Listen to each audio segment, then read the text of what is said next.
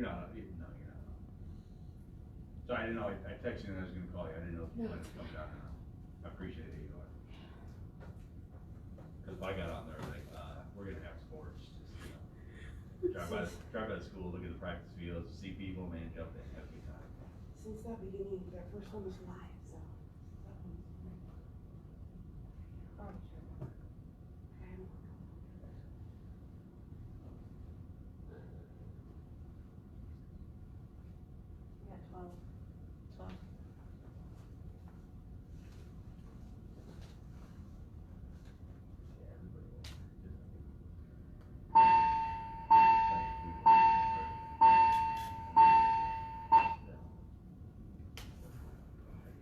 Hello, Jefferson families, and welcome back to all of our returning students. We are excited to start the 2020-2021 school year here at Jefferson. We just want to connect with you, just to remind you about some of the expectations that we have here at Jefferson. It's been a long time since we've been in the building together, since we've connected even online, and so we just want to welcome you back. Returning Bulldogs, we want to remind you what our mission is here at Jefferson. Here at Jefferson, our mission is that we will empower individuals to be lifelong learners, reaching high academic and social expectations through collaborations with parents, students, schools, and community. That's very important for us. And we want to also remind you, to be the best Bulldog that you can be, you have to have high academics. You have to have high behavioral expectations. We're looking for our students to work really, really hard. We recognize that we're starting online. We're recognizing that it is different than we've ever started before, but those expectations that we have are clear and they are still the same. We're expecting you to work as hard as you can work. We're expecting you to learn. We're expecting you to grow. We're expecting you to do it academically, socially, and emotionally. We also want you to know that our classrooms are going to be centered around your needs. We are teaching the things that you need to know so that you can be successful. And most importantly, we are looking for parents to be involved in our online experiences. We're looking for parents to connect onto those Google Classrooms, into Canvas. We're looking for parents to ask teachers questions and be involved in our school community. We are excited about the things that are going to be going on this year. We're excited about this school year, irregardless of how it may be starting. We just wanted to welcome all of our families back. Now I'm going to be turning it over to our new assistant principal, Mr. Jeff Hemmerline.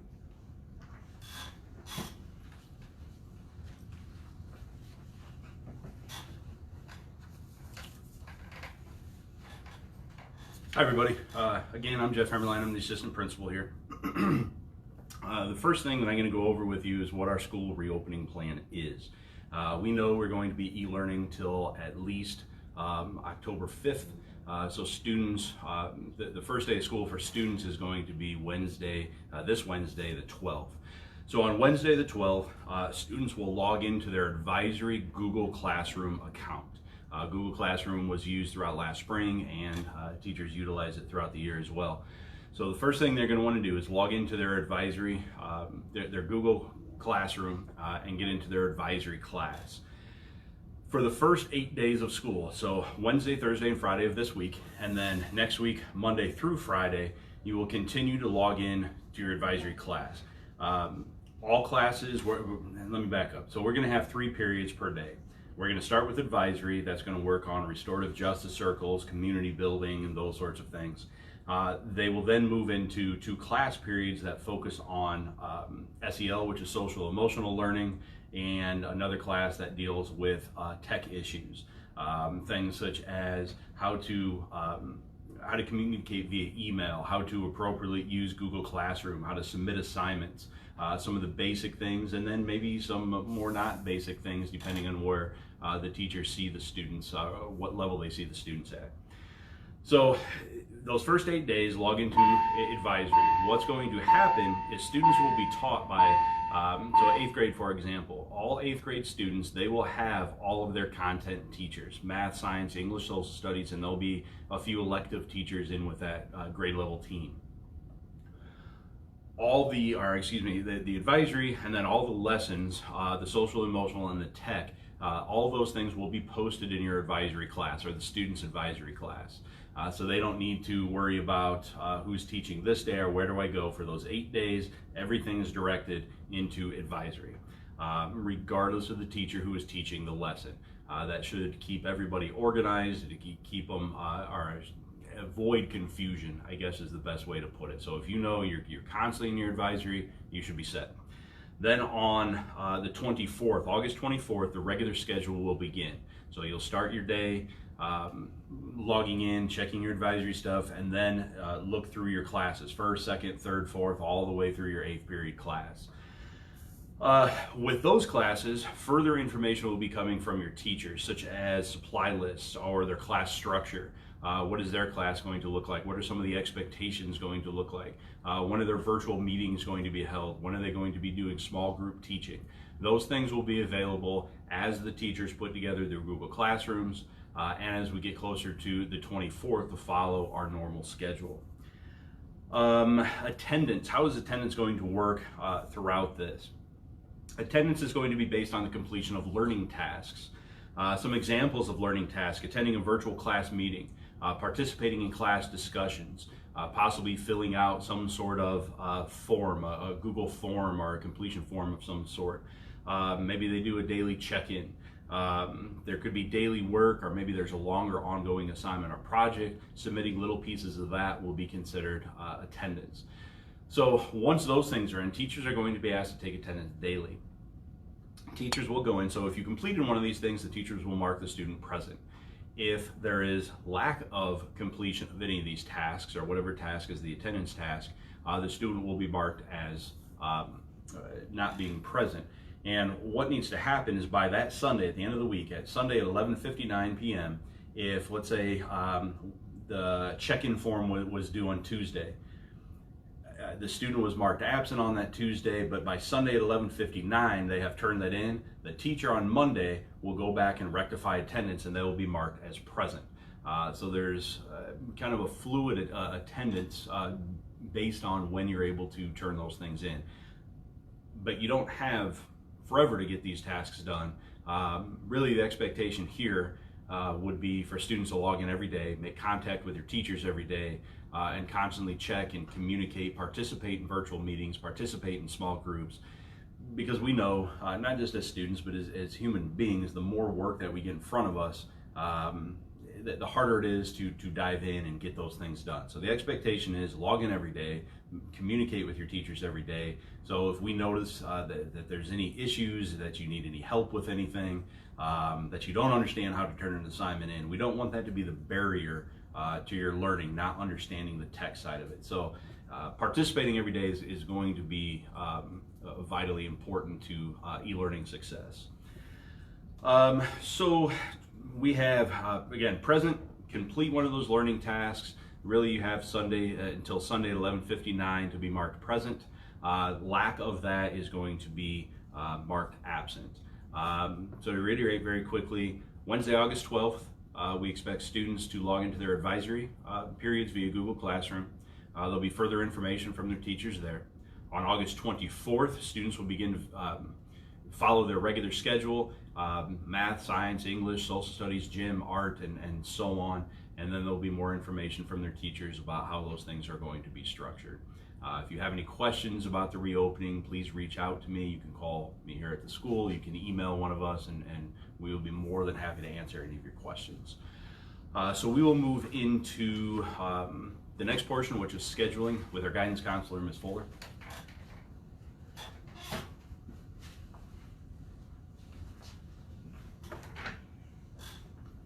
Good afternoon. I'm going to talk just briefly about class schedules. Those will be completed hopefully by the end of the day today. If there is any movement within a student's schedule, it just will be a change in the order of their classes. If you have seen your schedule and you have any questions about it, you can reach out to me via phone here at the school, 393-4100, or my email address, jfuller@sb.school. I am asking that any requests for schedule changes need to come from the parent or guardian directly to me via email. I also want to talk a little bit about how our schedules look different than they have in years past. If you've seen your schedule, you may have noticed that you have the same teacher for both language arts classes or the same teacher for both math classes. That's not a mistake.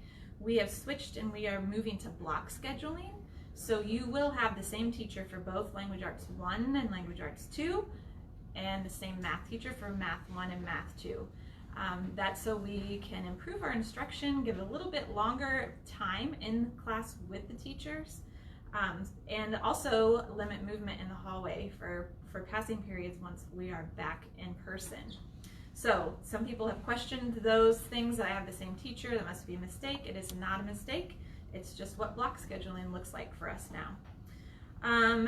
If you did not complete an elective course selection sheet back in our scheduling night in March, or when the forms that we sent home with students before schools closed, and you want to choose your elective classes that you didn't get a chance to do, you can go to our website, jefferson.sb.school. Under the Families tab, you can click on your grade level and there will be a course description sheet loaded there. You can click on that and look and see what the elective options are, and then email me those choices. And again, that email for any schedule changes does need to come from the parent or the guardian. If you have any questions about schedules, don't hesitate to reach out. And at this time, I'm going to turn it over to Ms. Dooley. She's going to talk about athletics.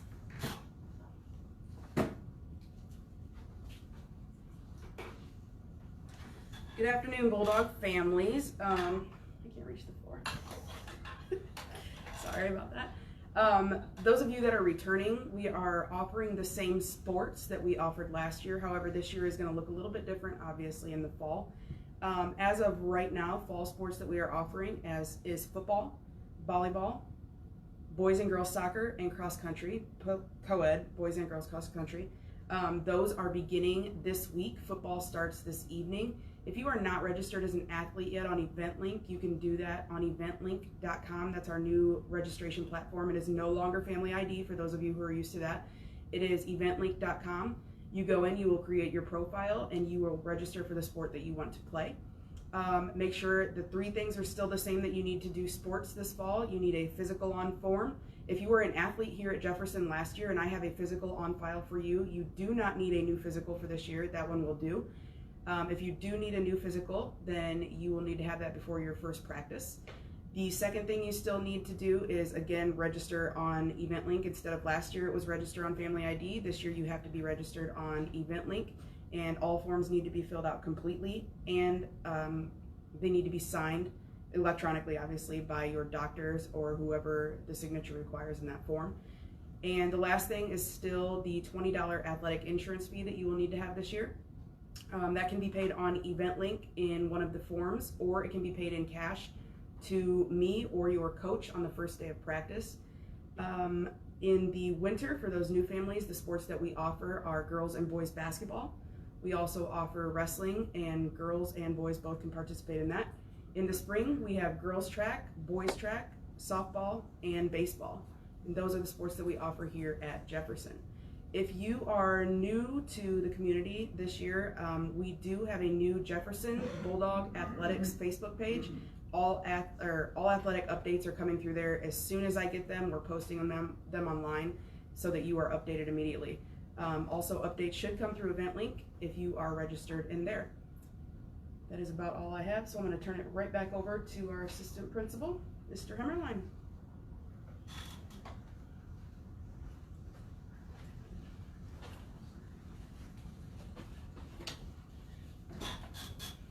Wasn't expecting that chair to be so low. Hi again, everybody. I'm going to talk about a couple things. The first thing that I'm going to go over is Pbis, which is going to be a pretty important thing this school year, whether we're in person or we're doing things via e-learning and virtually. Pbis, it stands for Positive Behavior Interventions and Systems. And what this model revolves around is instead of trying to punish people for their behaviors, we want to observe and praise their behaviors, and we also want to teach them explicitly how to behave in various areas. How do we act in the cafeteria? How do we utilize passing periods properly? How do we treat each other?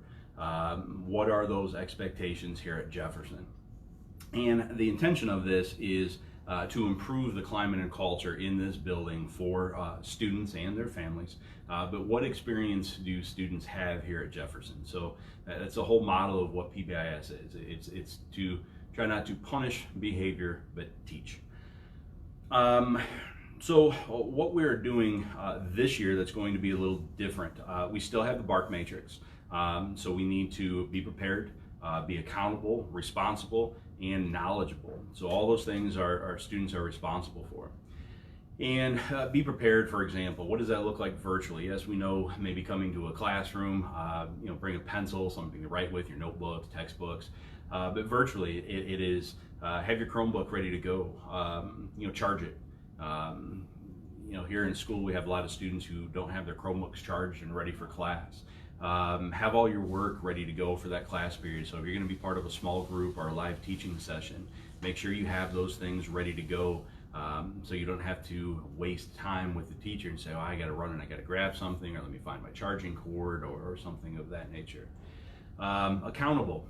If you mess up, if you didn't turn an assignment in, be accountable for those actions. Nobody's looking to yell or punish. What we're doing is looking to help and to teach. So if you didn't turn an assignment in that you wanted to, be accountable. Step up to the plate and say, to your teacher, or email your teacher and say, hey, I messed up, I didn't get this in. What are my options? That's really what we want to see, that maturity, that level of putting that foot forward and saying, what do I need to do? I understand, I messed up. Be respectful. A lot of times this goes without saying, but the one portion of be respectful that I want to mention is be respectful to yourself. We see a lot of young people who are dealing with mental health issues, or they get down on themselves, or they think nobody likes them. Be respectful of yourself. Hold yourself in a high light. It's not all about how you treat other people. Oftentimes we need to treat ourselves better, and especially through everything we're dealing with, to make sure students are taking care of themselves, and know we care, and there's people here to help if necessary. And the last one is knowledgeable. Be knowledgeable about these things. Be knowledgeable about the BARC procedures. Be knowledgeable about how to log in, participate in e-learning in this virtual experience. How do you reach out to teachers? Knowing how all these things work is one of the most important pieces to this. Excuse me. So what we're going to be moving into is utilizing a program called Pbis Rewards.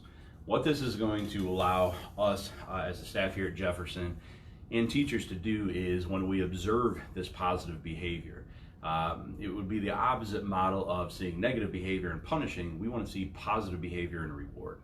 So what's going to happen is, if a student, an example I have used, it's easier to utilize an example here in school. The student drops their supplies in the hallway, and there's papers and books everywhere, and two students come by, maybe not even friends with this other student. They help this person pick all their stuff up. A teacher or myself or somebody sees them do that, and we praise them for the behavior, which is that, hey, thanks for being a good person, being a helpful person. You didn't have to. We appreciate it. They will have IDs. They will have badges that the teachers are able to scan. Those students then are going to accumulate points. So the more points your student accumulates, the more good and positive behavior they're exhibiting within the building. Or we're going to utilize this virtually as well, based on some various things. So with the points that students earn, there will be an online store. Think of something like Amazon, where there'll be numerous different products. Some things are going to be tangible, maybe notebooks or pencils or bags of chips, and then there'll be things that are intangible, some more incentive reward type things. Maybe when we're back, they buy a certificate to eat lunch with a certain teacher, or maybe in math class there's a certificate available that their math practice for that night, they only do the even or odd problems. So they'll be able to go onto their store, they'll have an account, they can log in, they can see what's available, or they can store their points and save it for more valuable things that will be on there. Parents, there's a parent app, so the portion of that you can take part in, you're able to download the app. We will get you all the information that you need to utilize this app, and you're going to be able to log in and see your students' progress, or hopefully not lack of progress, and how many points they're accumulating. The points are only going to be awarded by staff here at Jefferson. There is no model to, for a parent or grandparent, aunt, uncle to award them points. This is behavior specific to Jefferson and being in school. What we hope to do with this Pbis Rewards is will give us a greater amount of data for us to look at. What areas are we excelling at? Where are our students at that they maybe don't need help in? Or what are we potentially overlooking that we need to spend more time focusing on? So the data behind all this is what's going to help us with our climate and culture, making it a more positive place and giving all our students a better experience here at Jefferson. The next thing that I have, we won't need to focus on this for quite a while, but we've been getting a lot of questions about uniforms. There are some changes. We will make our full uniform policy available to everybody so you can take a look at that. We have updated some things. I'm not going to go over what's excluded or what not to do, but for those of you who want to buy uniforms or utilize and take advantage of some of the sales that are happening towards the beginning of the school year, I'm going to go over the things, or the expectations, colors and styles and those things very quickly for you. So tops, we want polo style tops, longer short sleeve is fine. Sweaters, vests, they can be navy blue, light blue, black, gray, or white. Royal blue, they can be also, I don't think I said that one. Bottoms, pants, skirts, dresses, or shorts. Shorts can only be worn first quarter or fourth quarter. So the way it's looking right now, if we go back on October 5th, we would have a couple days left in the first quarter. They would be able to wear shorts, but after that, they won't be able to. So we'd have to wait till the spring in the fourth quarter. Skirts, dresses, and shorts, they all need to be at least knee length, navy, khaki, tan, or black. Footwear, there have been some things that have been updated with the footwear, but all footwear needs to have heels and toes covered. There are no exceptions to that. They must have a sole. Boots can be worn. The style must allow the pants to cover the boot down to the foot area. So we can't wear knee-high boots. We can't wear the calf boots that have become somewhat popular in the fall. But boots, to an extent, can be worn this year. Athletic sandals, slides, flip-flops, those things are not allowed here at Jefferson and will be against the dress code. Another somewhat change that's coming out this year is you can wear spirit wear. Your spirit wear does not need to have a collar showing underneath it. So if you wear, let's say you play volleyball and you have a short sleeve volleyball t-shirt that you want to wear, you don't need to wear another shirt underneath it that has a collar. You can just go ahead and wear that t-shirt as long as it's a Jefferson volleyball t-shirt. So any spirit wear can be worn, hoodies can be worn, Jefferson hoodies can be worn, whether it's from a spirit wear store, whether it's from purchasing it from a club or an athletic team. And the one thing with hoodies, you can never wear a hood. It's never allowable to have a hood on inside the building. We will have a spirit wear store available. We've pushed that back a couple weeks, probably closer to that October 5th date, maybe around mid-September. We'll make all those items available, and we'll get that link out to everybody in a couple different ways so you can take a look at what's there and purchase some Jefferson gear if you don't have any or you want to update what you do have. Again, we will get that full policy out to everybody so you can take a look at some of the exclusions or some of the more defining terms to these things, but I wanted to get the basics out to you so if you are out looking for uniforms, you can start purchasing those now. The last thing I have for you is picture day. We're still going to try to utilize our picture days. It's going to be on August 27th and 28th. On the 28th are going to be evening hours from 5 to 7. A Google form will be shared with you on Friday. Fill out the Google form, pick a time slot that works for you, that is convenient for you. We're going to ask that you wait in your car. You will then be notified to come into the school. You'll go in door 15, which is by the gym. Student will come in, walk into the gym where the picture station will be set up, get their school picture taken. and then they will return and go out those same doors. We're trying to avoid crowds and groups of people. So by waiting in your car and being outside, you can come in and leave right away, and you don't have to worry about a lot of people being there trying to make your way through a crowd. Again, that form will be shared with you on Friday, and that's going to be the 27th, August 27th, 28th, with 28th having evening hours. That looks like it's all I have to share with you right now. Again, if you have questions, please reach out to us. We'd be more than happy to talk to you. I can answer any questions you have, uniforms, picture day, any of that kind of stuff. And Ms. Richardson will address you with some closing things.